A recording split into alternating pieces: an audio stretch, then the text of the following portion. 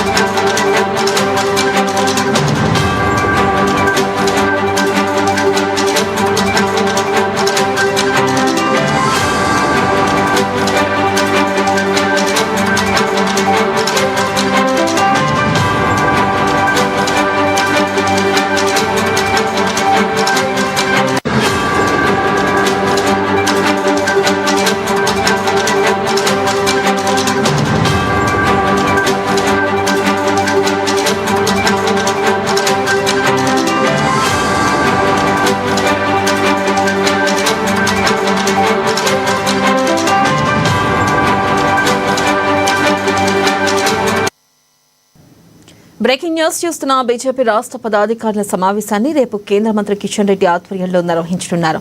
ప్రధానంగా కవిత లేఖ తాజా రాజకీయాల తీరుపై సమావేశంలో చర్చించనున్నారు. దీనిపై మరింత సమాచారాన్ని మా ప్రతినిధి భవిత అందిస్తారు. భవిత, చెప్పండి, ప్రధానంగా ఈ సమావేశంలో ఏ అంశాలపై చర్చించనున్నారు? అప్డేట్స్ ఏంటి?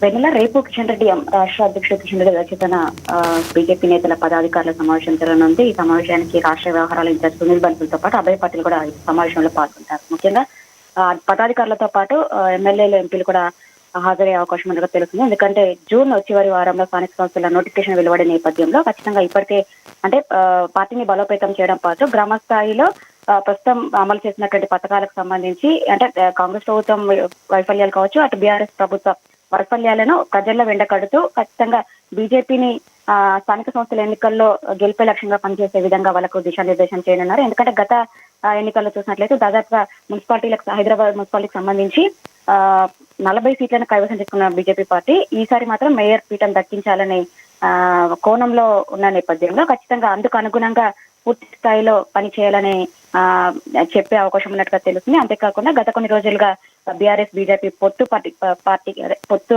విలీనం అవుతుందనే అంశానికి సంబంధించి కూడా ఈ రోజు ఈ సమావేశంలో చర్చించే అవకాశం ఉన్నట్టుగా ఉంది. ముఖ్యంగా వచ్చేటువంటి స్థానిక సంస్థల ఎన్నికలు జూన్ చివరి వారంలో వెలువడనున్న నేపథ్యంలో ఆగస్టు లోపు ఇటు సర్పంచ్లతో పాటు జెడ్పీటీస్, ఎంపీటీసీలు అన్ని ఎన్నికలకు సంబంధించి పూర్తయ్యే అవకాశం ఉన్న నేపథ్యంలో వాటిపైనే ముఖ్యంగా చర్చించే అవకాశం ఉన్నట్టుగా తెలుస్తుంది. Thank you.